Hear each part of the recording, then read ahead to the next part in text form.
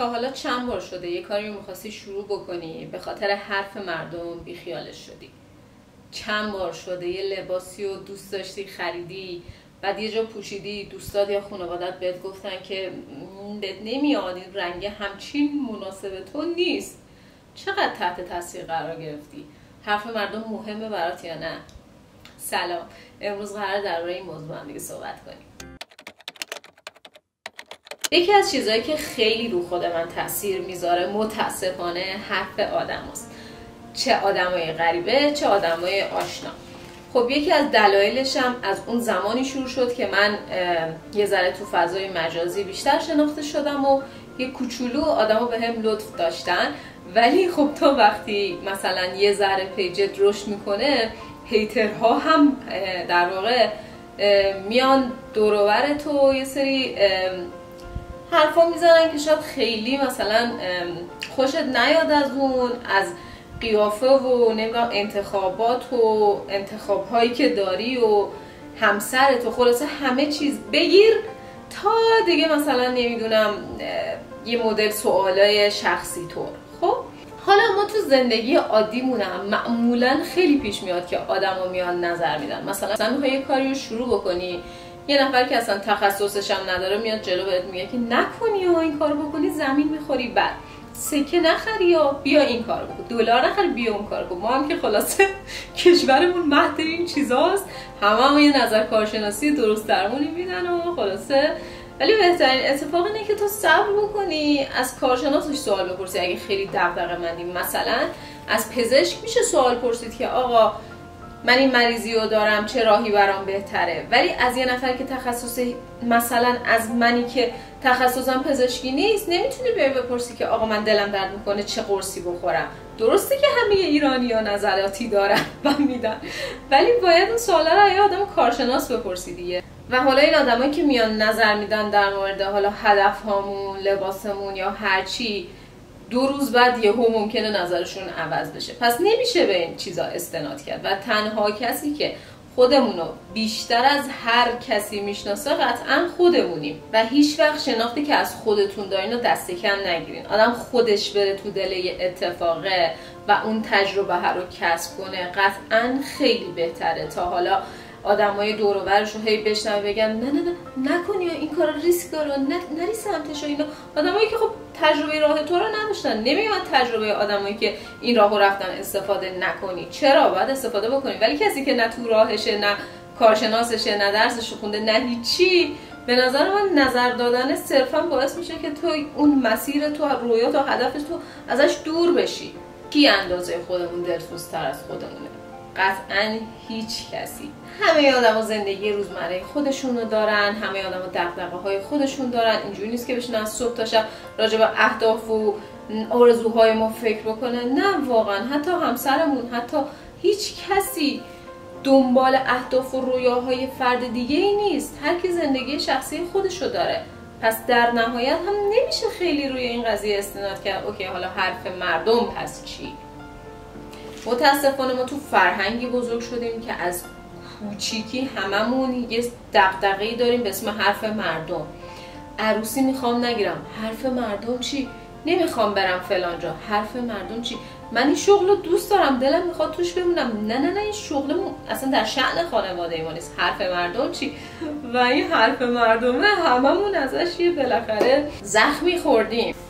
حالا تو این وسط فکر کن مثلا قراره یه کسب و کاری راه بندازی، 1 سال 2 سال داری راجبش تحقیق میکنی، کار میکنی، کارآموزی کردی، عواقبش رو دیدی، همه چیشو سنجیدی، میری میشینی حالا توی جمعی و اینو میگی و یهو مثلا آدمای اطرافت شروع میکنن حالا نظرات خودشونو گفتن، بد یا خوب، و این نظرات روی تو تاثیر میذاره و این باعث میشه که تو چند ثانیه چند سال تلاش تو اصلا یهو بیخیالش بشی که بگی آره راست میگه ها، شاید فلان کاره بیشتر جواب بده، نه آره بدم نیست این حرفه، و تو تمام اون ذهنیات و اون تلاشای خودتو میذاری کنار واسه یه حرفه که تو چند ثانیه زده شده، واسه شاید اون آدم چند ثانیه فقط فکر کرده، در موردش هم مثلا تجربه‌ای نداره و تو تمام یه تلاش تمام.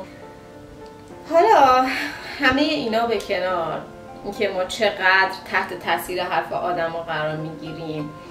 حالا بگو سارا راهکار چیه؟ آقا من واسه اینکه حرف مردم رو تاثیر نذاشته باشه چیکار میکنم؟ که اتفاقا هم شروع کردم کم کم این کار رو انجام بدم. یکیش اینه که آدم اعتماد به نفسش رو ببره بالا.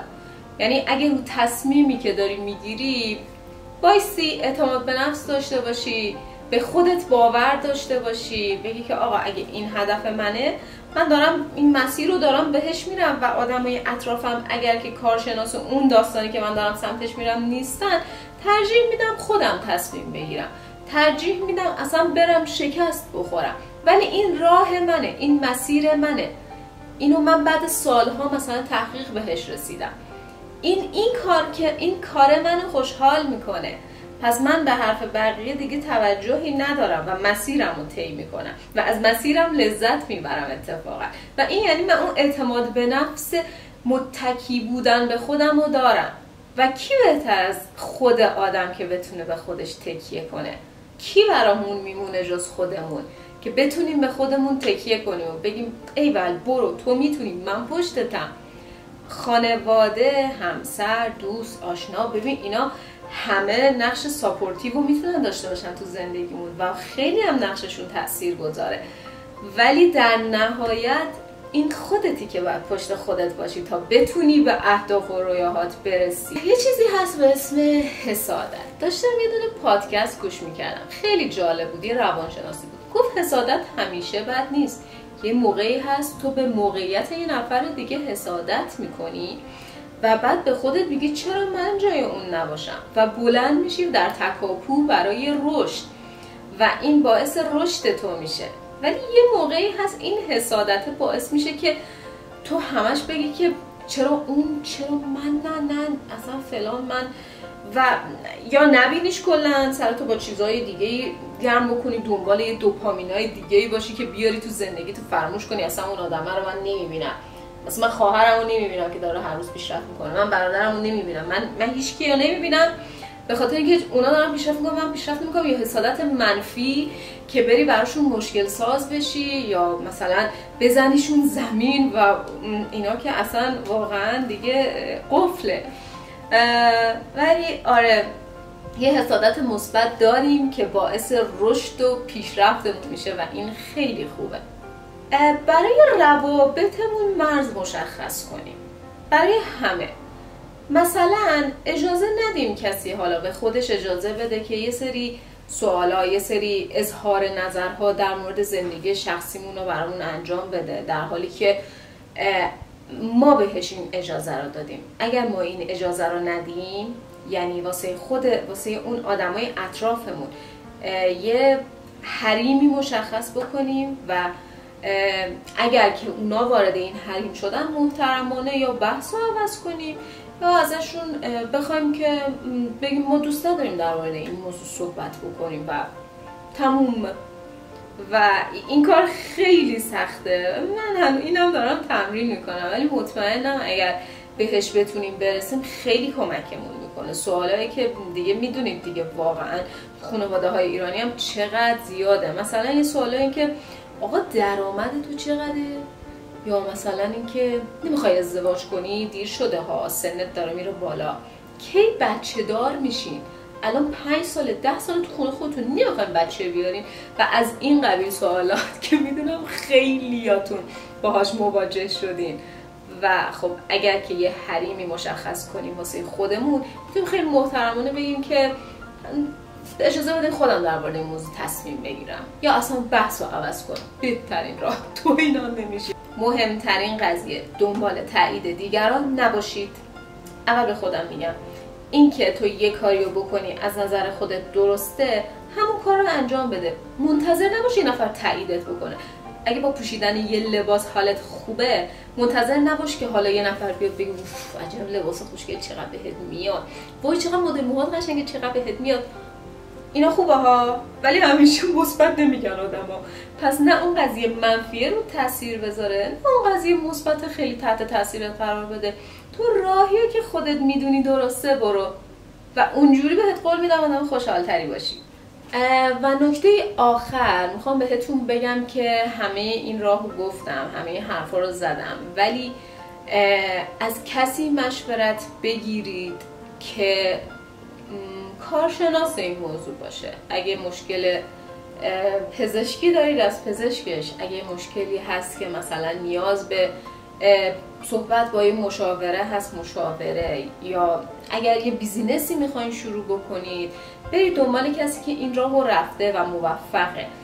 قطعا این چیزا خیلی کمکتون میکنه و اینکه خیلی تحت تاثیر حرف آدمو قرار نگیریم، مسیرمون رو مشخص کنیم، دقیقاً بدونیم کجا میخوایم بریم و اعتماد به نفس و عزت نفس داشته باشیم و خودمون رو بیشتر از هر کسی توی دنیا دوست داشته باشیم و برای رسیدن به رویاهامون تلاش بکنیم. مرسی تا اینجای ویدیو همراه هم بودین. لایک و سابسکرایب فراموش نشه. خدافظ.